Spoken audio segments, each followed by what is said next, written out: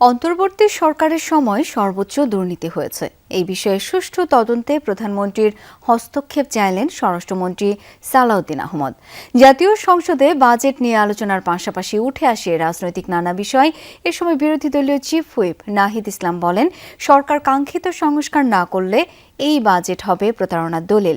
অধিবেশনের শেষ পর্যায়ে সময় বরাদ্দে বৈষম্যের অভিযোগ এনে ওয়াকআউট করে বিরোধী দল। মাননীয় প্রতিমন্ত্রী রাজবাড়ী ১ আসন থেকে বাজেট আলোচনার শেষ দিনে শেষ অধিবেশন চুলচেরা বিশ্লেষণ করে সরকারি আর বিরোধী দল। এক পক্ষের মতে এবারের বাজেট জনমানুষের, অন্য পক্ষের মতে বাজেট হয়ে গেছে ঋণ নির্ভর উচ্চাভিলাষী। এখানে যখন ইসলামী ব্যাংকের প্রসঙ্গ ওঠে, আমার কাছে মনে হয় ওই পাশে বোর্ডের পরিচালনা পরিষদ গভর্নিং বোর্ডই বসে আছে। বাজেটের সমর্থনে দীর্ঘ বক্তব্য রাখেন স্বরাষ্ট্রমন্ত্রী। বিরোধীদের সমালোচনার জবাব দেওয়ার পাশাপাশি তুলে ধরেন সরকারের দুর্নীতি বিরোধী অবস্থানের কথা। বলেন, অন্তর্বর্তী সরকারের সময় দুর্নীতি অনিয়মের সুষ্ঠু তদন্ত হওয়া উচিত। প্রধানমন্ত্রীকে অনুরোধ করছি, আজকে ইন্টারিম গভর্নমেন্টের 18 মাসের সকল কিছুর জন্য আপনি দুর্নীতি দমন কমিশনকে নির্দেশ দেন।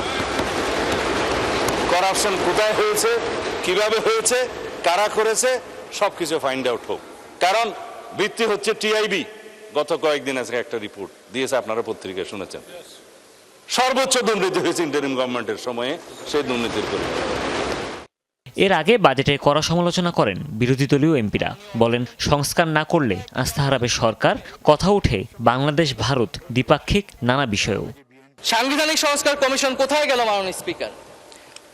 তাহলে এগুলো কি জাতির সাথে প্রতারণা নয়? একইভাবে এই বাজেটকে যদি আমরা একটা প্রতারণার দলিল বলি, তাহলে মাননীয় স্পিকার আমরা কি খুব বেশি ভুল বলবো?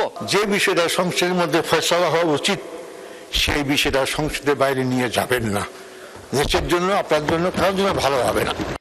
বাজেট আলোচনায় ইসলামী ব্যাংকের পরিচালনা পরিষদ ভেঙে দেয়া এবং 8 দিন হাসপাতাল বন্ধের ইস্যুতেও কথা বলেন বিরোধী এমপিরা। জবাবে স্বাস্থ্যমন্ত্রী বলেন, 6 নবজাতক মৃত্যুর ঘটনার বিরুদ্ধে পদক্ষেপ নেয় বিরোধী দলের প্রতিক্রিয়া কাম্য না। মাথার তো কাটতে বলিনি, মাত্র লাইসেন্স স্থগিত করেছি। আমরা দেখতেছি, সরকার দেখবে, কিন্তু এটা নিয়ে আপনারা দলীয়করণ। বঙ্গোপসাগরে জ্বালানি তৈল উত্তোলন করার জন্য, গ্যাস উত্তোলন করার জন্য আমরা অলরেডি ইন্টারন্যাশনাল বিডিং ডিক্লেয়ার করে দিয়েছি। ড্রাগ অ্যাডমিনিস্ট্রেশনকে আরো বেশি ক্যাপাসিটি ডেভেলপ করতে হবে, সো দ্যাট আপনি এলডিসি গ্রাজুয়েশনের পরে আপনার দেশের মানুষকে স্বল্প মূল্যে ঔষধ দিতে পারেন। অধিবেশনের শেষ পর্যায়ে বক্তব্য দিতে গিয়ে এলজিআরডি মন্ত্রী মির্জা ফখরুল ইসলাম আলমগীর জামায়াতের ৭১-এর ভূমিকার সমালোচনা করেন। কারণ আপনাদের নিজেদের দিকে আপনাদের ফিরে তাকানো দরকার। এই জন্য তাকানো দরকার যে আমি বারবার যে কথাটা বলি, যে ৭১ সালের ভূমিকার জন্য আপনারা একবার তো ক্ষমা প্রার্থনা করলেন না। জাতির সামনে আপনাদের ক্ষমা প্রার্থনা করা উচিত ছিল। এরপর বিভিন্ন মন্ত্রণালয়ের বিবৃতি দিতে থাকেন মন্ত্রীরা। এ পর্যায়ে সময় বন্টন নিয়ে বৈষম্যের অভিযোগে অধিবেশন থেকে ওয়াকআউট করে বিরোধী দল।